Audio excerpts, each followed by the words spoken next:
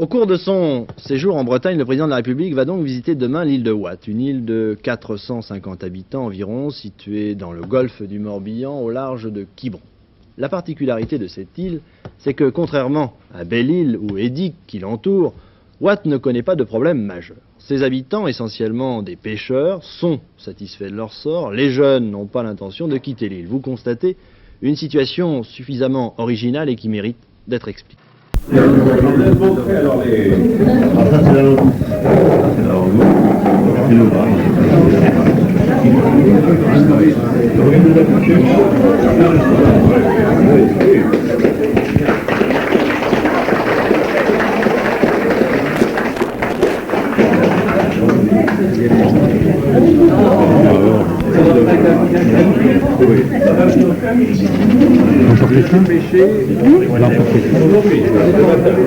Merci.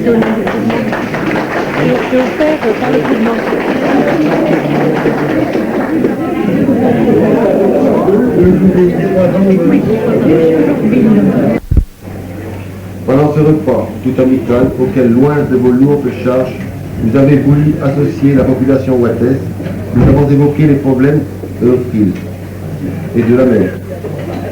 Il y a quelques 20 ans, nous étions un pays en décadence, en quelque sorte, les oubliés du bout du monde. Un port inadapté, une flottille vieillissante. Une tempête de janvier 1951 nous a contraints à l'effort. Ce fut le nouveau départ dans l'espérance, dans la foi, dans l'avenir. Notre démographie a retrouvé bonne santé. Vous avez d'ailleurs pu voir dans le cortège qui vous accueillait nombre de jeunes et d'enfants ainsi que de nombreux jeunes foyers.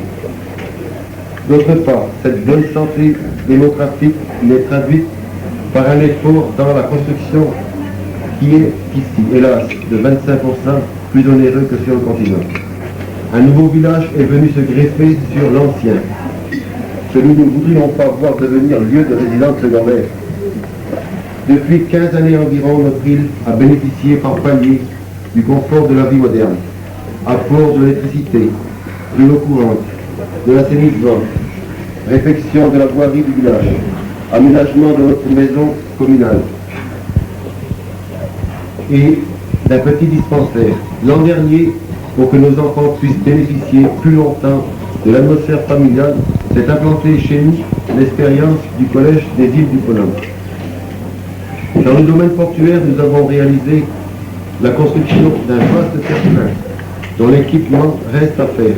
Il nous reste à y implanter définitivement le bâtiment du GPAH construit avec le concours bénévole et coopératif des pêcheurs artisans wattais et sous la direction d'un bienfaiteur bénévole. Île sans problème que l'île de Watt. Hélas non, Monsieur le Président. Nos problèmes sont spécifiques à notre situation d'Ilien et à notre vocation de pêcheur. Notre port se révèle bien petit en été pour la cohabitation pacifique des pêcheurs et des plaisanciers. Il serait nécessaire que nos bateaux puissent se ravitailler en gasoil ici même au lieu d'avoir à se rendre à Quiberon. Le manque presque total d'activité agricole chez nous. Le manque total d'emploi pour nos jeunes filles et les femmes, hormis quelques emplois saisonniers. Le manque de loisirs organisés pour nos jeunes. Une amélioration des transports. Tel est, Monsieur le Président, rapidement attisé, le visage humain de cette île, où la grande majorité des hommes sont des marins pêcheurs, où nous voulons être heureux dans la fidélité au métier de nos ancêtres. Le tourisme d'été restant une activité secondaire et bien maîtrisée. Monsieur le Président de la République, vous êtes venu chez nous comme un ami, en visite chez les amis. Vous avez voulu honorer une communauté originale, fidèle à son passé.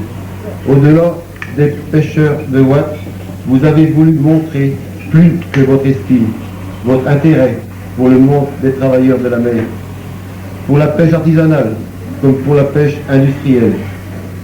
Et vous n'ignorez pas, Monsieur le Président, les difficultés actuelles du monde maritime, l'appauvrissement des fonds, la pollution, les conflits attenant aux eaux territoriales, le problème du chalut pélagique, etc. De l'intérêt que vous portez à notre métier, des solutions que vous tenterez de donner à notre problème, soyez remerciés. Le blason de l'île de Watt porte cette devise, ager mort et vivam. De la mer, nous vivons. Devise qui exprime bien la vocation de notre île. Puisse l'avenir nous permettre de vivre pleinement cet idéal. Vive Monsieur le Président de la République, vive l'île de Watt et tout le monde de la mer, vive la Bretagne, vive la France. Et ici vous avez alors les élèves du collège des îles du Paulin. Ils ont tous signé, et vous aurez un aperçu de il y a des presse qui a fait.